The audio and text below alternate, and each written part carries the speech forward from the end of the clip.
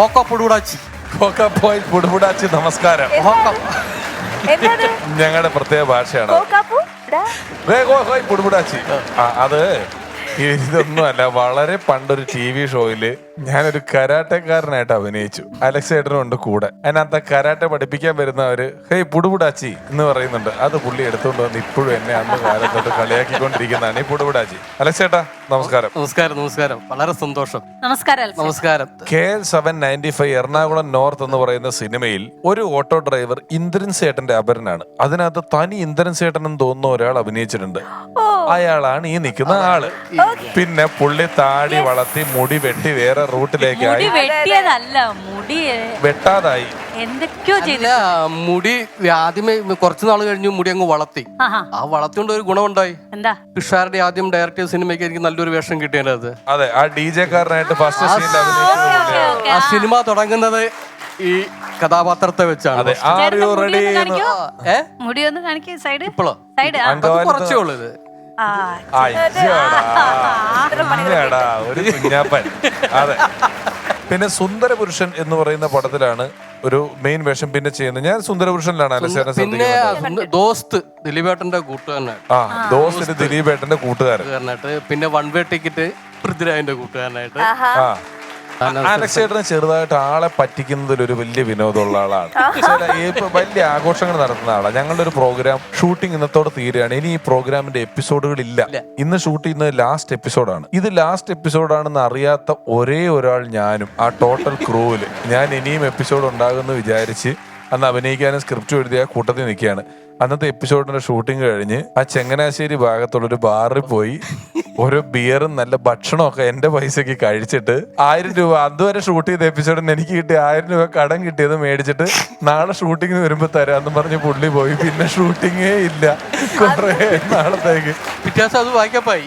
അത് പുള്ളിക്ക് അറിയാമായിരുന്നു ഇത് ബാക്കപ്പ് ആവുന്നുള്ളത് അലക്സ് ചേട്ടന്. പിന്നെ ഈ ലോകത്ത് ഏത് കാര്യത്തിന് സമയം തെറ്റിച്ച് പറഞ്ഞ് പറ്റിക്കുന്നവരെയും ഓക്കെ പറ്റിക്കാം. ഒരു എന്റർടൈൻമെന്റ് ഉണ്ട് അതിനകത്ത്. സ്വന്തം കല്യാണത്തിന് ഈ അലക്സ് ചേട്ടന്റെ കല്യാണം 12 മണിക്കാണ് പള്ളിയില്. എന്നെ വിളിച്ചിട്ട് പറഞ്ഞു, എടാ 8:30 നീ പള്ളിയിൽ എത്തണം, 8:30 കല്യാണം എന്ന് പറഞ്ഞിട്ട് ഞാൻ കുറിച്ച് പള്ളിയിൽ രാവിലെ 8:30 മണിക്ക് എത്തുമ്പോ പള്ളിയുടെ ഗേറ്റ് അടച്ചിട്ടേക്കും. അവിടെ ആരും ഇല്ല.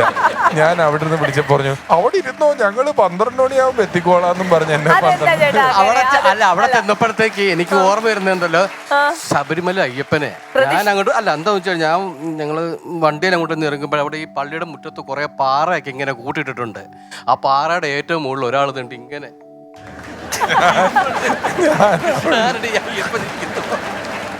കല്യാണത്തിന് ഞാൻ ഷർവാണി ഒക്കെ ഇടുന്നു. ഭയങ്കര ഇതായിരുന്നു. ഭയങ്കര അന്നൊരു മോഡലാ ഷർവാണി. ഞാൻ ഷർവാണിയൊക്കെ ഇങ്ങോട്ട് ഇട്ടുകൊണ്ട് ഇറങ്ങിയോട്ട് വന്നപ്പോഴത്തേക്ക് ഇവൻ അവിടെ വന്ന് ഒരു ഒറ്റ ചിരി, ഇന്ന് എവിടെയാ മാജിക്കുന്നത്. പിന്നെ വേറെ വിശേഷങ്ങൾ എന്തൊക്കെയാ? നല്ല വിശേഷം. ഇപ്പൊ മനസ്സിലാവും കുറച്ച് നാളായിട്ട് ഈ പെർഫോമൻസ് ഒക്കെ ഒന്നും ഇല്ല. നമ്മളിപ്പോ ഇതിന്റെ പുറയിലാണ്. കുറെ കോർഡിനേറ്റിങ്ങും കാര്യങ്ങളൊക്കെ അറിയാവില്ല. പ്രോഗ്രാംസ് ഒക്കെ നമ്മൾ ചെയ്യുന്നത്. മിമിക്രിയുടെ ബലിയാട് എന്ന് പറയും. ഞാൻ ഒരു പക്ഷേ എന്നെ എല്ലാരും അങ്ങനെയാ പറയുന്നത്. ഒരു സ്ഥലത്ത് നമ്മൾ 1, 2, 3 പ്രോഗ്രാം പിടിക്കും. ഓണത്തിനൊക്കെ 3 പ്രോഗ്രാം പിടിച്ചിട്ട് നമ്മൾ ലാസ്റ്റ് കളി 12 മണിക്കായിരിക്കും. 12 മണിക്ക് എത്താൻ പറ്റത്തില്ല. എത്താൻ പറ്റാതെ വരുമ്പോ ചെല്ലുന്നത് 3 മണിക്കാണ്. അവസാനമായിട്ടുണ്ടാകും ഓർക്കെന്ന് വെച്ച് കഴിഞ്ഞാൽ നമ്മൾ ഈ കുട്ടനാട്ട് കിടങ്ങറ ഉള്ളിലോട്ട് പോകുമ്പോഴത്തേക്ക് അവിടെയൊക്കെ ഈ പാടങ്ങൾ അറിയാം. 12 മണിക്കാ പ്രോഗ്രാം ലാസ്റ്റ് അവിടുത്തെ പ്രോഗ്രാം. ഞങ്ങൾ ചെന്നപ്പോഴത്തേക്ക് 3 മണി. അവിടെ ചെന്ന് കഴിഞ്ഞപ്പോഴത്തേക്ക് ആൾക്കാരൊക്കെ ഇങ്ങനെ ഉറക്കളച്ച് ഇങ്ങനെ ഇരിക്കുക. നമ്മളവിടെ ഒന്നും ഒരു എതിർപ്പൊന്നുമില്ല. ഒരു പ്രശ്നം ഉണ്ടാക്കിയില്ല. അവർ സ്റ്റേജ് കെട്ടിയിരിക്കുന്ന വെച്ച് കഴിഞ്ഞാല് 2 കണ്ടം അറിയാമല്ലോ. 2 കണ്ടം നടുക്കൊരു പാത്തി. ഈ പാത്തി കൂടെ വെള്ളം ഒഴുകുക. അപ്പൊ ഇതിന്റെ ഇടയ്ക്കാണ് സ്റ്റേജ് കെട്ടിയിരിക്കുന്നത്. ഞങ്ങൾ ചെന്ന ഫസ്റ്റിലെ സ്റ്റേജ് ഹിന്ദിപ്പാടൊക്കെ രാജാ ദശരഥനെ ഒക്കെ കളിച്ചോണ്ട് ആൾക്കാർ ഈ 3 മണിയൊക്കെ അല്ലേ ഇങ്ങനെ ഇരുന്ന് ഇങ്ങോ ഒരു ഇതുമില്ല, കൂവുന്നുമില്ല, കൈയടിക്കുന്നുമില്ല, ഒരു എഫക്റ്റും ഇല്ല. ഇപ്പൊ രാജാ ദശരഥനെ രാംകോ കഹ എന്നൊക്കെ പറഞ്ഞിട്ടിപ്പോ ഒരു അച്ഛൻ ഇങ്ങോട്ട് ഇറങ്ങി വന്നിട്ട് ഒരു പ്രായമുള്ള ഒരു 10-70 വയസ്സുണ്ട്. ഈ പാത്തിന്ന് വെള്ളം എടുത്തിടി ഈ 3 മണിക്കാവും വെളുപ്പനെ ഇങ്ങനെ പരിപാടി പറഞ്ഞു വെള്ളം കോരി കഴിച്ചിട്ട് നമ്മള് വെള്ളം തിറക്കിച്ച് പരിപാടി. ഇനി മേലെ ഇത്രയും പരിപാടിയായിട്ട് അതിൽ നിന്ന് ഉദ്ബോധനം ഉൾക്കൊണ്ടാണ് പിന്നീട് ജലപീരങ്കി ഗവൺമെന്റ് കണ്ടുപിടിച്ചെന്ന് പറഞ്ഞത്. ഇവരെ വെള്ളം കോരി ഒഴിച്ചിട്ട് ഓടിച്ചു വിട്ടതാണ്. അലക്സ് ചേട്ടന്റെ ആ സ്റ്റേജിൽ ഏതൊക്കെയായിരുന്നു അലക്സ് ചേട്ടൻ ചെയ്യുന്നത്? ഞാൻ മെയിൻ ആയിട്ട് ചെയ്യുന്ന ഒറ്റ ഒരാളേ ഉള്ളു, ഇന്ദ്രൻസ്. ഇന്ദ്രൻസിന്റെ ഒരു ശബ്ദം മാത്രമാണ് ഞാൻ ചെയ്യുന്നത്. അതെ, ഇന്ദ്രസേനന്റെ ശബ്ദം ഇന്ദ്രൻസിന്റെ ഞാൻ പറയാം. എടോ, മിനിമം ഒരു പെണ്ണിന്റെ കല്യാണം കഴിക്കാനുള്ള ആരോഗ്യമൊക്കെ ഈ ശരീരത്തിൽ ഉണ്ടോ? മേരി പ്യാരി സോനാരേ എന്ന് പറഞ്ഞ തങ്കമ്മേ. പിന്നെ ഞാൻ നമ്മുടെ എന്താ തമ്പുരാനെ എന്ന് പറഞ്ഞ ഡയലോഗ് പട്ടാഭിഷേകത്തില് തമ്പുരാനേ,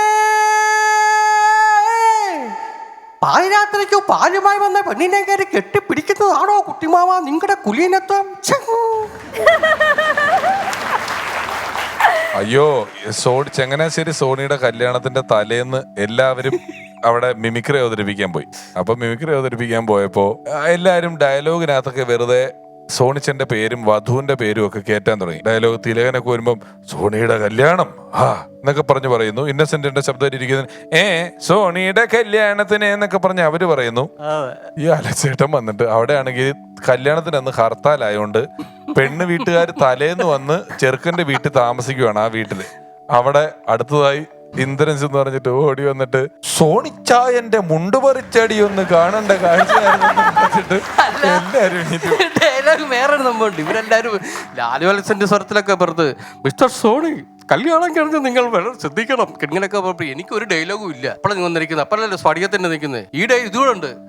കല്യാണം കഴിഞ്ഞ് സോണിയുടെ മുണ്ട് പറിച്ചടി ഒന്ന് കാണേണ്ടത് തന്നെയാ. ഒറ്റയടിക്ക് കർട്ടൻ ഇടുന്നു. ഇനി നാളെ കല്യാണം പ്രോഗ്രാമുകളെല്ലാം നിർത്തിയെന്ന് അനൗൺസ് ചെയ്തു. സോണി പറഞ്ഞു, എടാ അത് പരിപാടിയുടെ സ്വർഗം പറഞ്ഞതല്ലേ.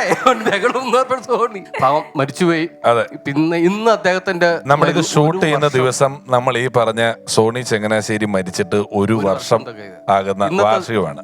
ഒരുപക്ഷെ അദ്ദേഹം ഉണ്ടായിരുന്നെങ്കിൽ ഈ പരിപാടിയിൽ ഈ ഒരു സെഗ്മെന്റിൽ വരേണ്ട ആളായിരുന്നു സോണിച്ചൻ.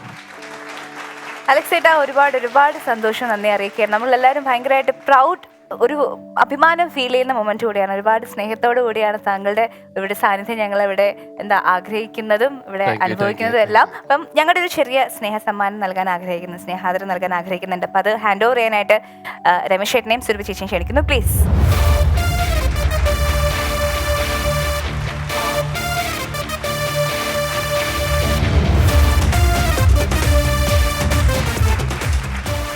ശ്രീ അലക്സ് കോട്ടയം വളരെ സജീവമായി സിനിമകളിലും വേദികളിലും ഒക്കെ നിൽക്കുന്ന സമയത്ത് തന്നെ ബോധപൂർവം അതിൻ്റെ ഒരു സംഘാടന രംഗത്തേക്ക് പോയ ഒരു കലാകാരനാണ്. ഇപ്പോഴും സിനിമകളിൽ ഇടയ്ക്കിടയ്ക്ക് ചില വേഷങ്ങൾ അത് സൗഹൃദത്തിൻ്റെ പേരിൽ വിളിച്ചാൽ ചെയ്യും. ഇപ്പോഴുമൊക്കെ അദ്ദേഹം വന്നതൊരു സൗഹൃദത്തിൻ്റെ പേരിലാണ്. കാരണം ഞാൻ വരണോ ഞാൻ ചെയ്യണോ എന്നൊക്കെ ആലോചിച്ച് നിൽക്കുന്ന ഒരു കലാകാരനാണ് അലക്സ് കോട്ടയം. വളരെ മികച്ച രീതിയിൽ അത് സംഘാടന രംഗത്തേക്ക് എത്തിയപ്പോഴും ആ മേഖലയിൽ അദ്ദേഹം വലിയൊരു പ്രതിഭയായി മാറി. കൃത്യമായ ഉത്തരവാദിത്തത്തോടു കൂടി ഒരുപാട് വലിയ ഷോകൾ, ഞങ്ങളുടെ മിമിക്രിക്കാരുടെ അസോസിയേഷൻ ഒരു വലിയ ഷോ ഈ കോവിഡ് കാലത്ത് ഒരുപാട് പേരെ സഹായിക്കുന്നതിന് വേണ്ടി ചെയ്യാൻ തീരുമാനിച്ചപ്പോൾ ചാനൽ ഞങ്ങളുടെ ഭാഗത്തു നിന്നുള്ളൊരു സംഘാടകനായി തിരഞ്ഞെടുത്തവരിൽ ഏറ്റവും പ്രധാനിയായി നിന്നത് അലക്സേട്ടനാണ്. അത്രയും മികച്ച ഒരു സംഘാടകനാണ് അദ്ദേഹം. അദ്ദേഹത്തിന്റെ സാന്നിധ്യം നമ്മുടെ പരിപാടിക്കും ഒരു വലിയ നേട്ടമായി നമ്മൾ കണക്കാക്കുന്നു. ഞങ്ങളുടെ ഭാഗത്തു നിന്നും ഒരു ചെറിയ ഉപഹാരം.